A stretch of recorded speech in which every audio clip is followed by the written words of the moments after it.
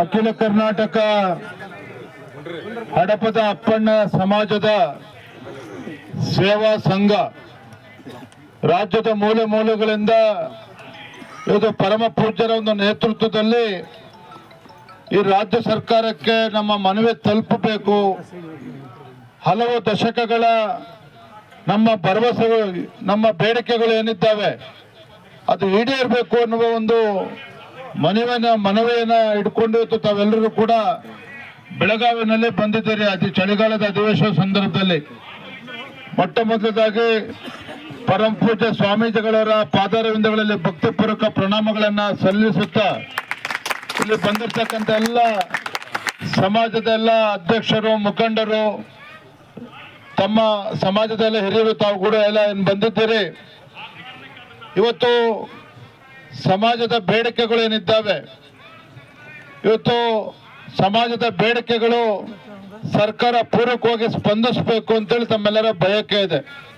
ಪರಮ ಪೂಜ್ಯ ಸ್ವಾಮೀಜಿಯವರು ಮಾತನಾಡ್ತಾ, ಹಿಂದೆ ಯಡಿಯೂರಪ್ಪನವರು ಮುಖ್ಯಮಂತ್ರಿಗಳಿದ್ದಾಗ, ಬಿಜೆಪಿ ಸರ್ಕಾರ ಇದ್ದಾಗ 1 ಕೋಟಿ ಅನುದಾನವನ್ನು ಕೊಟ್ಟಿದ್ರು, ಅದ್ರಲ್ಲಿ ಬರ 50 ಲಕ್ಷ ಬಂತು ಅನ್ನೋ ಮಾತನ್ನು ಕೂಡ ಹೇಳಿದ್ರು. ಅದ್ರ ಒಂದು ನಾನು ಯಡಿಯೂರಪ್ಪವ್ರ ಮಗ ಒಂದು ಮಾತನ್ನ ಹೇಳ್ತಾನೆ, ಹಿಂದೆ ಯಾವುದೇ ಸರ್ಕಾರಗಳು ಕೂಡ ಮಠಮಾನ್ಯಗಳಿಗೆ ಹಣವನ್ನ ಕೊಡಬೇಕು ಅಂತೇಳಿ ಯಾರಿಗೂ ಕೂಡ ಅನ್ಸಿರ್ಲಿಲ್ಲ, ಯಾವುದೇ ಮುಖ್ಯಮಂತ್ರಿಗಳು ಕೂಡ ಅನ್ಸಿರ್ಲಿಲ್ಲ. ಆದ್ರೆ ಯಡಿಯೂರಪ್ಪನವ್ರ ಮುಖ್ಯಮಂತ್ರಿಗಳಿದ್ದಾಗ ಯಾಕೆ ಅನ್ನಿಸ್ತು ಅಂತ ಹೇಳಿದ್ರೆ, ಏನು 12ನೇ ಶತಮಾನದಲ್ಲಿ ಅಣ್ಣ ಬಸವಣ್ಣನವರ ಒಂದು ಕನಸೇನಿತ್ತು, ಒಂದು ಸಮ ಸಮಾಜದ ನಿರ್ಮಾಣವನ್ನ ಮಾಡಬೇಕು ಅಂತ ಹೇಳಿ ಪೂಜ್ಯರು ಹೇಳಿದ್ರು. ಇವತ್ತು ಅಣ್ಣ ಬಸವಣ್ಣನವರು, ಇವತ್ತು ಹಡಪದ ಅಪ್ಪಣ್ಣನವರು ಬಿಟ್ರೆ ಇವತ್ತು ಅಣ್ಣ ಬಸವಣ್ಣನವರನ್ನು ನೆನ್ಪಡ್ಕೊಳ್ಳೋದಕ್ಕೆ ಸಾಧ್ಯ ಇಲ್ಲ. ಇವತ್ತು ಅಣ್ಣ ಬಸವಣ್ಣನವರು, ಹಡಪದ ಅಪ್ಪಣ್ಣನವರು, ಮಾದಾರ ಚೆನ್ನಯ್ಯ, ಕೇತಯ್ಯ, ಈ ರೀತಿ ಒಂದು ಸಮ ಸಮಾಜವನ್ನ ಒಂದು ಪರಿಕಲ್ಪನೆಯನ್ನ ಅವತ್ತು ಅಣ್ಣ ಬಸವಣ್ಣನವರು ಇಟ್ಕೊಂಡಿದ್ರು. ಇವತ್ತು ಯಡಿಯೂರಪ್ಪನವರು ಯಾಕೆ ಇವತ್ತು ಕೇವಲ ವೀರಶೈವ ಲಿಂಗಾಯತ ಮಠಮಾನಿಗಳಿಗೆ ಅಷ್ಟೇ ಅಲ್ಲ, ಎಲ್ಲ ಶೋಷಿತ ಪೀಡಿತ ಎಲ್ಲ ಸಮುದಾಯಕ್ಕೂ ಕೂಡ ಇವತ್ತು ಮಠಗಳಿಗೆ ಅನುದಾನವನ್ನು ಕೊಡ್ತಕ್ಕಂಥ ಕೆಲಸ ಮಾಡಿದ್ರು ಅಂತ ಹೇಳಿದ್ರೆ, ಇವತ್ತು ಮಠಮಾನಿಗಳಿದ್ದಲ್ಲಿ ಮಾತ್ರ ಇವತ್ತು ನಮ್ಮ ಸಮಾಜ ಇವತ್ತು ಒಂದು ಸರಿದಾರಿಯಲ್ಲಿ ಹೋಗೋದಕ್ಕೆ ಸಾಧ್ಯ ಆಗ್ತದೆ. ನಿಮ್ಮ ಬೇಡಿಕೆ ಒಟ್ಟಾರೆಯಾಗಿ ಸಾರಾಂಶ ಏನಪ್ಪ ಅಂತ ಹೇಳಿದ್ರೆ, ನಮ್ಮ ಸಮಾಜದಲ್ಲಿರ್ತಕ್ಕಂಥ ನಮ್ಮ ಮಕ್ಕಳಿಗೂ ಕೂಡ ಇತರ ಸಮಾಜದ ಮಕ್ಕಳಂತೆ ನಮಗೂ ಕೂಡ ನ್ಯಾಯ ಸಿಗಬೇಕು, ಆರ್ಥಿಕವಾಗಿ ಶೈಕ್ಷಣಿಕವಾಗಿ ನಮಗೆ ಅನುಕೂಲ ಆಗಬೇಕು, ನಮ್ಮ ಮಕ್ಕಳು ಕೂಡ ಇತರ ಮಕ್ಕಳಂತೆ ಸ್ವಾಭಿಮಾನದಿಂದ ಬಾಳಿ ಬದುಕಬೇಕು ಅನ್ನುವ ಅಪೇಕ್ಷೆ ನಿಮ್ಮದಿದೆ ಹೊರತು ನಿಮ್ಮ ಯಾವುದೇ ಸ್ವಾರ್ಥ ನಿಮ್ದಿಲ್ಲ, ಯಾವುದೇ ಒಂದು ಸ್ವಾರ್ಥ ಇಲ್ಲ.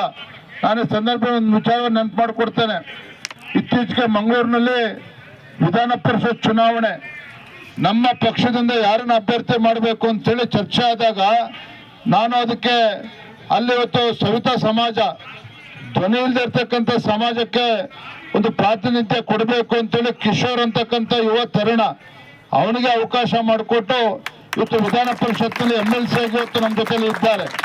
ಹಾಗಾಗಿ ನಾನು ಕೂಡ ಯಡಿಯೂರಪ್ಪವ್ರ ಮಗ ಆಗಿ ನನ್ನ ಕಳಕಳಿನೂ ಇರ್ತಕ್ಕಂಥದ್ದು ಹಡಪದ ಅಪ್ಪಣ್ಣ ಸಮಾಜ ಏನಿದೆ ಮತ್ತೆ ಎಲ್ಲ ಇತರ ಸಮಾಜಗಳು ಕೂಡ ಧ್ವನಿ ಇಲ್ಲದೆ ಇರ್ತಕ್ಕಂಥ ಸಮಾಜ. ಇವತ್ತು ಹಡಪದ ಅಪ್ಪಣ್ಣ ಸಮಾಜ ಅಂತ ಹೇಳಿದ್ರೆ ಧ್ವನಿ ಇಲ್ಲ ಅನ್ನುವ ಒಂದು ಏನು ವಿಚಾರ ಇವತ್ತು ಚರ್ಚೆ ಆಗ್ತಾ ಇದೆ. ಖಂಡಿತ ನಾನು ಪ್ರಾಮಾಣಿಕವಾಗಿ ರಾಜ್ಯ ಸರ್ಕಾರಕ್ಕೆ, ಮಾನ್ಯ ಮುಖ್ಯಮಂತ್ರಿಗಳು ವಿಶೇಷವಾಗಿ ನಿಮ್ಮ ಒಂದು ಮನವಿಯನ್ನ ಮುಖ್ಯಮಂತ್ರಿಗಳ ಗಮನಕ್ಕೂ ಕೂಡ ತರ್ತೇನೆ. ನಮ್ಮ ಶಾಸಕ ಮಿತ್ರರೇನಿದ್ದಾರೆ ಅವರು ಕೂಡ ಸದನದಲ್ಲಿ ಈ ವಿಚಾರನ ಪ್ರಸ್ತಾಪ ಮಾಡಿ ನ್ಯಾಯ ಕೊಡ್ತಕ್ಕಂಥ ನಿಟ್ಟಿನಲ್ಲಿ ನಾನು ಕೂಡ ಪ್ರಾಮಾಣಿಕವಾಗಿ ಕೆಲಸನ ಮಾಡ್ತೇನೆ ಅಂತ ಹೇಳ್ತಾ,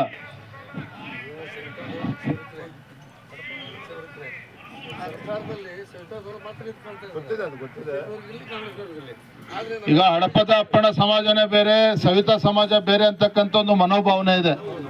ಅದನ್ನು ಕೂಡ ಸರಿಪಡಿಸ್ತಕ್ಕಂಥ ಕೆಲಸ, ಅದನ್ನು ಕೂಡ ನನಗೆ, ಯಾಕಂದ್ರೆ ಅದನ್ನು ಕೂಡ ಸರಿಪಡಿಸ್ತಕ್ಕಂಥ ಕೆಲಸ ಆಗ್ಬೇಕಾಗಿದೆ. ಅದನ್ನ ಸರಿ ಮಾಡುವಂತಕ್ಕಂಥ ಮಾತನ್ನ ಹೇಳ್ತಾ ನಿಮ್ಮ ನಮ್ಮ